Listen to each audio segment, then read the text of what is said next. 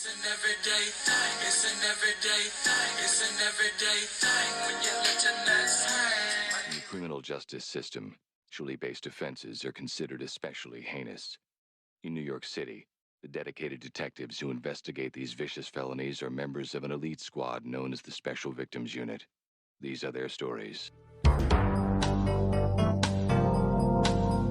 Part 1 of Who the Fuck Do I Live With? I have the craziest roommate story of all time. This story involves sinister lesbian undertones, a rug dealer, a delusional therapist, and a pathological liar / narcissist that had been manipulating me and my other roommate for 5 years. So the story starts when I graduate college and I moved to Austin, Texas with 2 girls. I'm just gonna call them crazy roommate and normal roommate so you get the idea. We live on a busy road, and one day me and normal roommate are home and crazy roommate's out of the house, and we see a dog get hit by a car, and it is gory, it's horrible, and we are fucked up about it sitting on the couch. Crazy roommate gets home and she almost seems mad or jealous that we experienced this tragedy without her. Fast forward a couple weeks and my normal roommate goes home for a month, so it's just me and crazy in the apartment. And she's been acting crazy, living up to her name, okay? She is, I hadn't clocked it yet, but she's having a manic episode. She's not sleeping. She's talking a million miles an hour. She's not really living in reality. She buys me a shirt with a dead cat on it that says "Better Off Dead." I'm like, that is seriously so strange. I'm starting to get weird vibes, so I go over to my friend's apartment. Well, I'm at my friend's apartment. She texts me and tells me she's been hanging out with her friend. We're just going to call this girl friend number 1. This is crazy roommate's friend, is friend number 1.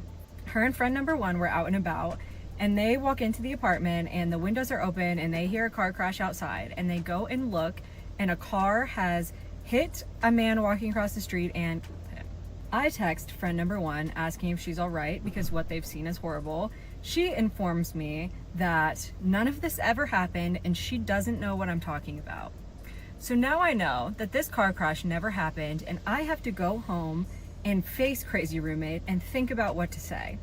I already know she's lying, so I walk into the apartment with my phone recording because I don't think anyone's about to believe me when this girl is about to tell me this story about this crash that never happened.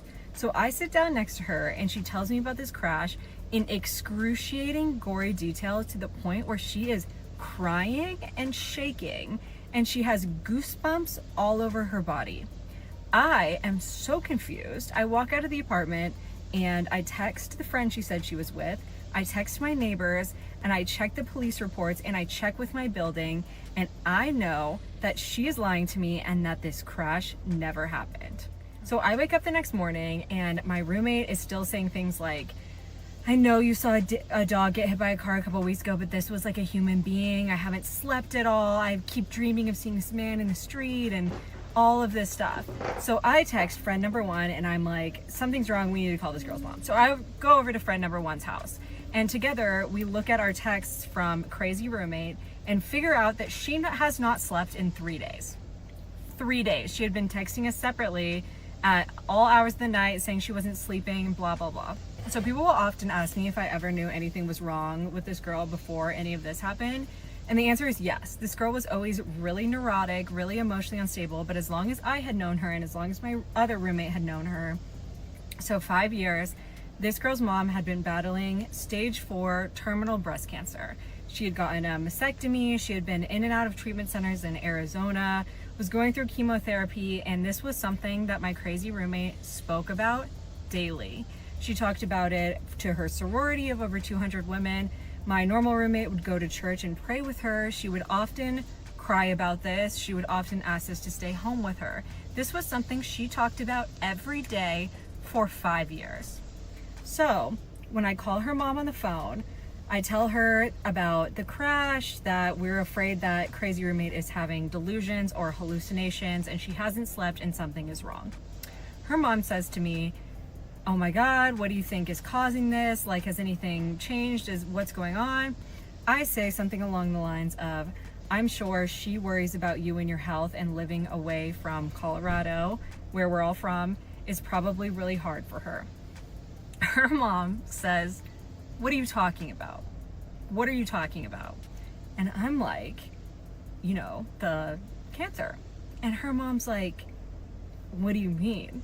I've never had cancer. So now I know, not only is crazy roommate in the middle of some manic, delusional episode, but I know she's a pathological liar that's been manipulating me into thinking that her mom is dying for 5 years. So I go back to the apartment and there are handwritten pages and pages sprawled all over the counter, and like 5 to 10 canvases with really whacked out weird paintings on them in the living room.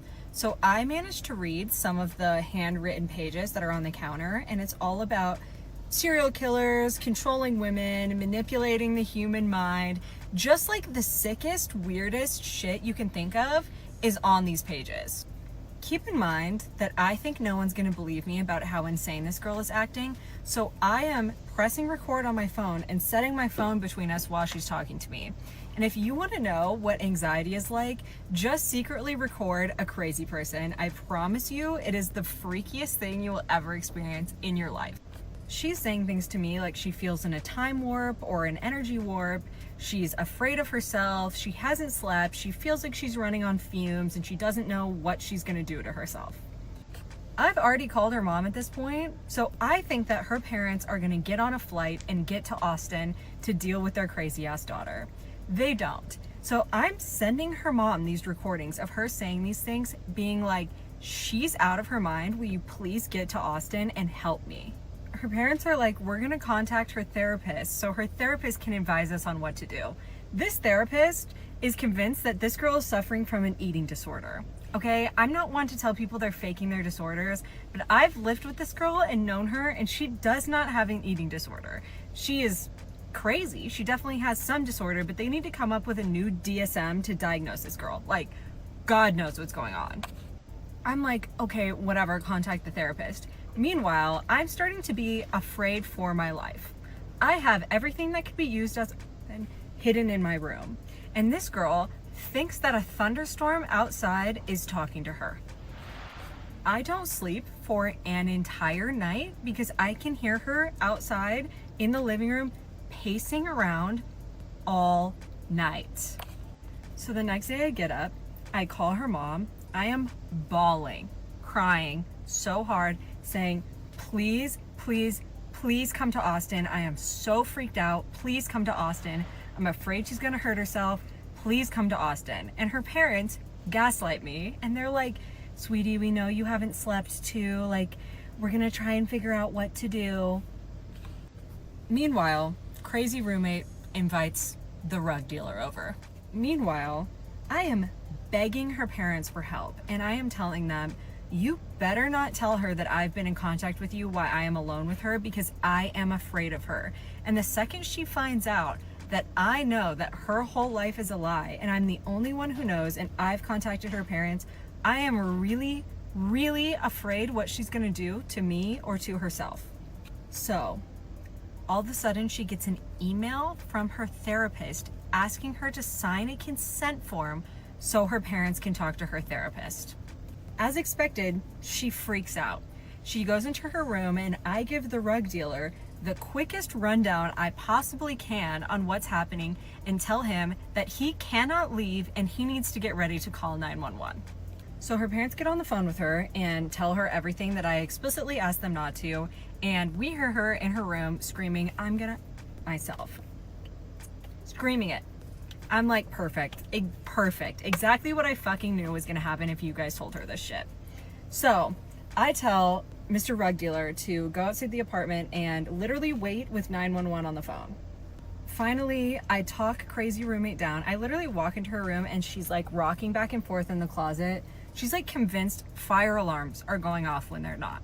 So finally, we talk her down and we convince her to go get on a flight back to Colorado. Her parents, this is an ordeal that went on for 4 days. Her parents never came. I had to physically walk her to her gate and put her on a flight back to Colorado. She leaves and my normal roommate comes home. And me and my normal roommate are sitting on the couch together and my normal roommate says, I have to ask you something. I'm like, ask me. She says, when we were in college, did you ever tell crazy roommate that you were in love with her? Bitch. So this is where I find out about the smear campaign this girl has been running behind my back about me for years. So I'm like, call your friends right now and tell them that shit never happened, that that's not true. So she gets her friends on the phone and is like, she's a liar, none of this ever happened, blah, blah, blah. Her friends are like, there's some other things we wanted to ask you about that crazy roommate said about you. I'm like, please ask me. They tell me that she's been telling everyone for years that I slept with my sister's boyfriend. My sister and her boyfriend have been together for almost a decade, and my sister is quite literally my best friend. And I mean, it's like ridiculous. And there's like hundreds of people at my school, at my college, that think I did this. And then she's been telling everybody, I guess when I would come hang out, like in a group setting, she would tell everyone that I was so socially anxious that like not to talk to me because it'll stress me out and all of this stuff. And then my normal roommate tells me that when I would be gone, when I would be out of the apartment, she would go sit in my room at my vanity and stare at herself in the mirror for hours. And she would go try on my clothes.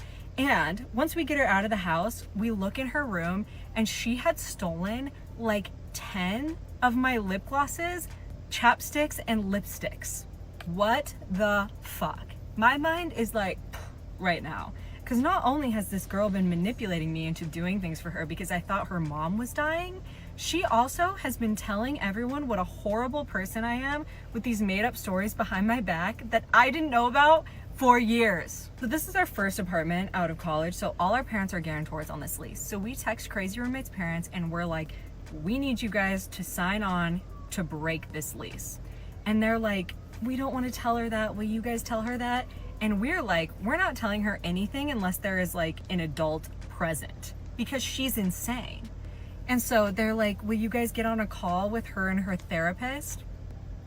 And we say, yes, but we are not going to be the ones to break the news to her that we know she's been lying about her mom having cancer for 5 years. You guys have to do that. And so they agree, and we get on the call with her and her therapist. And her therapist says, do you guys think that you'll be able to get over this and be friends again?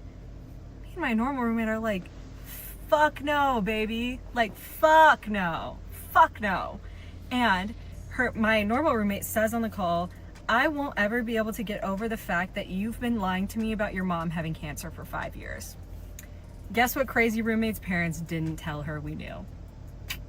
So she freaks the fuck out on this call. Freaks out. She's crying, she's bawling, and her therapist says to us, I think all of us here can agree that Crazy Roommate never meant any harm by the things she lied about. She only wanted, like, attention.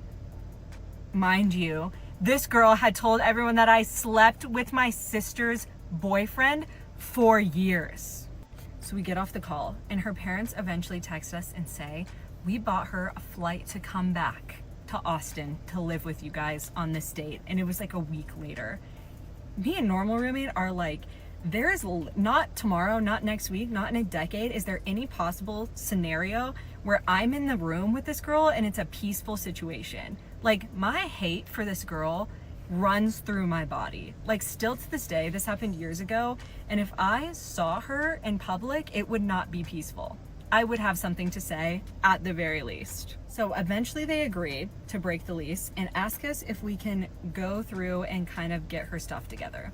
I'm like, for sure. I want to see what the fuck this girl has in her room. And this is one of the most morally sketchy things I've ever done. I wanted to read her journal because I wanted to know if this girl seriously thought her mom had cancer or not. So I read her journal, which is like, don't ever read anyone's journal, but I did it. And it was fucking insane. Like, so much of it was about me, which really freaked me out, bad, based on everything I had just found out. And then, so her parents just eventually come, pick up all her stuff, tell us that all that happened was that her ADHD meds caused her to have a manic episode, and that's the only thing that's wrong with her. And then we just straight up never heard from her again. I've never seen her, never heard from her, nothing. So after that, I didn't sleep for like a month. I dropped like 15 pounds, and I thought everyone around me was lying to me about everything for like 2 years. Like 2 fucking years. And I feel like when you hear about narcissists or pathological liars, it's often framed in romantic relationships or parental relationships. I just feel like it's important to tell this story because you should not overlook weird red flags from your friends. Because there were some things that happened that if I took them seriously, I would have never been in this escalated situation. Like, don't ever overlook your friends lying, being sketchy, when they have that secret animosity towards you that you can clock. Those are all serious things that you should take seriously. Anyway, I hope she's doing better, not for her sake, but for everyone's around her's sake. And I haven't ever told this story because I don't want to like bring it back up for her. But at the end of the day, I do believe that like you own the horrible things that people do to you. Like I own this story and I own this information and I can choose to share it whenever. What it do, everyday people, man? It's your boy PJ. Today we back with another lit video. Back in the confessional one. Yes, we staying lit, big dog. Shout out to my everyday people who rock with me every day. Shout out to my player partner, Mr. Lucky Wheels and Deals. Make sure you guys like, comment, and subscribe to this video. Let me know what y'all think about this in the comment section. Hit the links down below. We got you got the Moogs coffee, okay? Yep. Click that link below. Use the discount code everydaypj. If you want to unbig that back, you know, if you want to get slim like her, you find a crazy roommate or you eat healthy and exercise and take some super fat burners to burn that hard to lose fat. You know, it builds up like stuff like enzymes and stuff like that, all this other stuff. Let me see, you know what I'm saying? They got the vitamin C, the B6, the choline, the chronomine, the medium chain, the GLA, CLA, the bladder wrack, you know what I'm saying? All that good stuff. Use the discount code everydaypj. Yeah, check out, man. Let's get into it, man. Yeah, big dog. Now, I ain't never had a friend like this. Not like living with me, you know. But, you know, I've seen, I do got a friend. I guess he would be a friend. But anyway, let me tell you a story about this friend. So, one day, me, this friend, and my other good friend, Chris, one of my really, really good friends, one of my best friends. And we go to these two girls' house that we went to school with. Well, we went to school with one of the girls, but it's two girls there. And it's three of us. So when we get there, we're kicking it. And me and the guy in question, we flip a coin outside to see who gonna talk to the friend. I win the coin toss, okay? So I'm like, all right, I'm gonna go in there and talk to him. You know, so we back in the house. And this guy's just yapping. He's just going in about he do this and he's got this and I drive a V12 Ram truck and I do this and my boats is this and I went picked up 10 grand from the bank yesterday and you know he's just doing this and that and this and that, all this extra stuff, and I just backed off the chick. I'm like, shit, I can't beat that. I don't got no boat. I don't got no V12, V10 Ram truck. I don't know what it was no SRT trucks. It was clean though. But see, what we didn't realize was that was the beginning of him going crazy. Nobody ever knew at this point he was not doing drugs, like hard drugs, but taking something. And he was also doing steroids. So as he's getting older, he's getting buffer, and he used to always like walk around like he was buff, wear these tight ass shirts and stuff like he was buff, but he was really just chubby. But now he's actually getting buff. And he used to always think he was just this pretty boy or whatever. So anyway, this is the beginning of his crazy stuff going on. So he do all that. Anyway, I ended up getting a chick later on in that life, and I still regret flipping that coin and winning that coin toss, because he could have had her. Look, that's another long story for another day. But anyway, so Then, um, like years keep going by. He meet one of my other good friends. They meet because they got the same baby mama, which is kind of ironic. It's a whole other story about the baby mama situation, but they meet, and because they got the baby mama's a sister, so they hanging out together. Well, they take a trip down to Mexico to run off on a plug. So they run off on a plug. They coming back. And then the friend is talking about, and this is my good friend that I've known for years, for a long, long time. They run off on a plug, and if my friend is telling me, he like, yeah, man, dude was acting weird like the whole way back. He was just saying the weirdest things and this and that. And remember, we didn't know he was crazy yet. It was coming out. Then another time we met, I can remember when we was talking one time, we was kicking it, and he was talking about, yeah, I'm this part Indian and this I'm from this tribe and I got this and I went and did this, and he was just telling these elaborate ass stories. Now, he could tell you about some things that he's done, like things that he's had, like he's low key. This dude dated Toby Keith's daughter, for real, for real. We've been to Toby Keith's house, for real. So when he be saying all this elaborate stuff, like a lot of this stuff is believable because we know this dude. But then this shit just started getting like elaborate. Like, I don't know if that's real or not. But then you can't be like, I don't think it's real.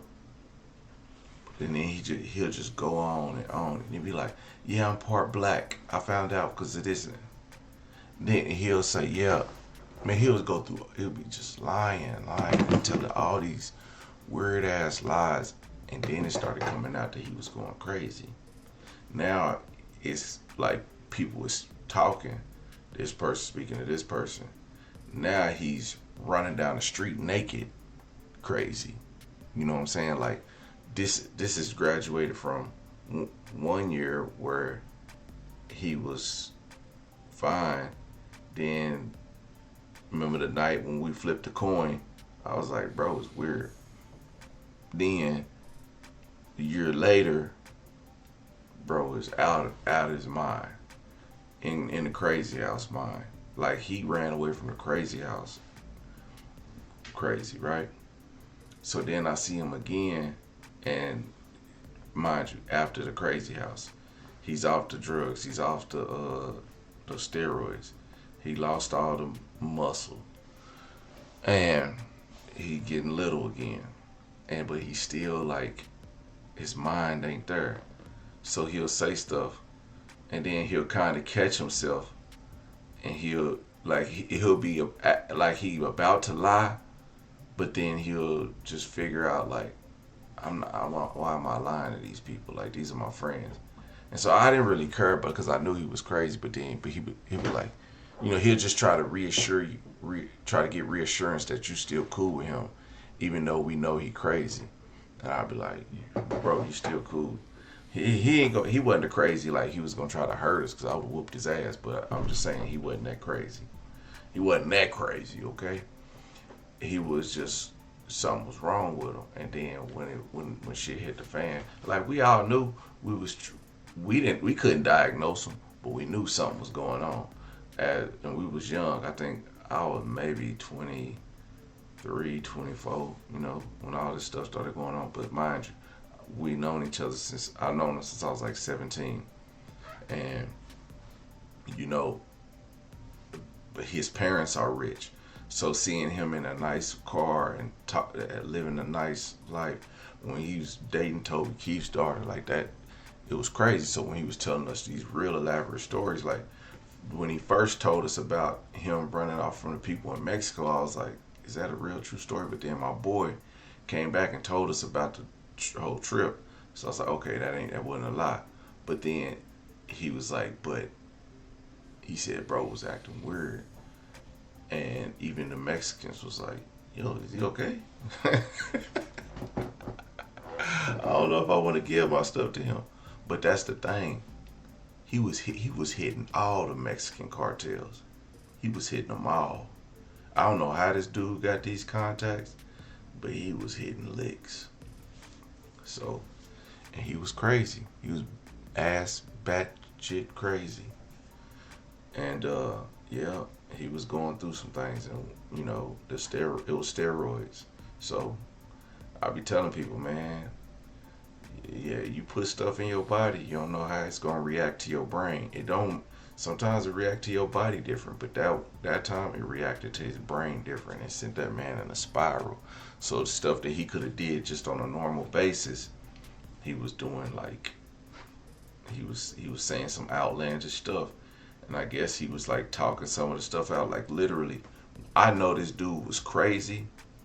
He was one at some of his craziest times in his life. Bro pulled up in a badass truck with a badass boat, twacked out of his mind, just going. We don't know where he was going. His mind was just going, but he was spaced out.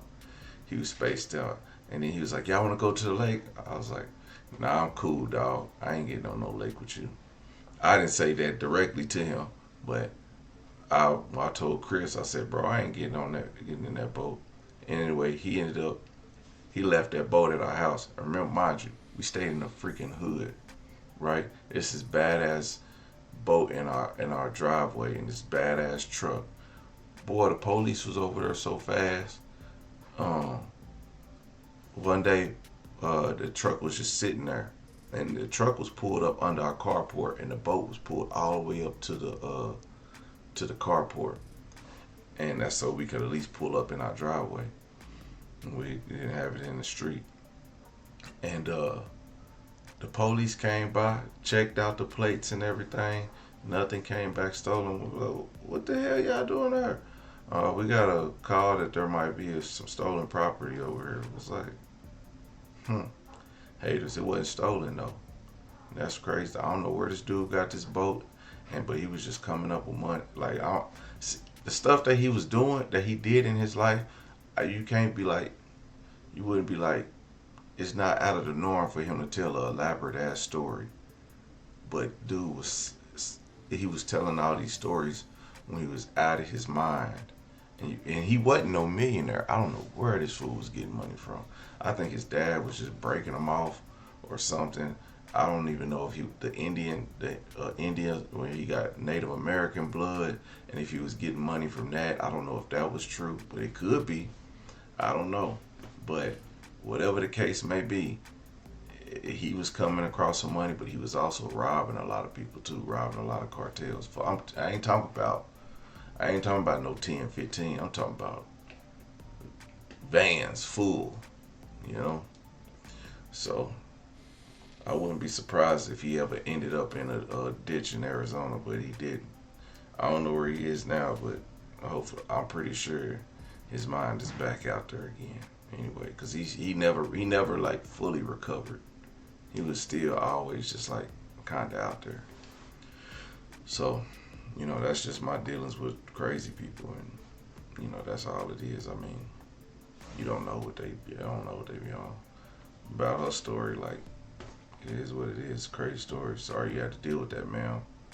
But, you know, as far as the parents,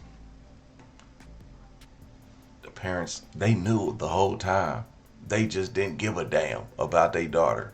Let's be honest. They was like, let's put her in your hands. Okay, the parents, they wanted to commit her, but they couldn't. You know, in some facilities, they can only keep people for so long. So then, unless she committed a crime and they institutionalized her for the life, that's the only way her parents would have got rid of them or pawn them off to y'all. So they was like, your problem, you deal with them. We're retired. We don't want to deal with her. That's how they was. Parents ain't shit. Anyway, everyday people, let me know what y'all think about this in the comment section. Like, comment, and subscribe. I'm gonna holler at you later.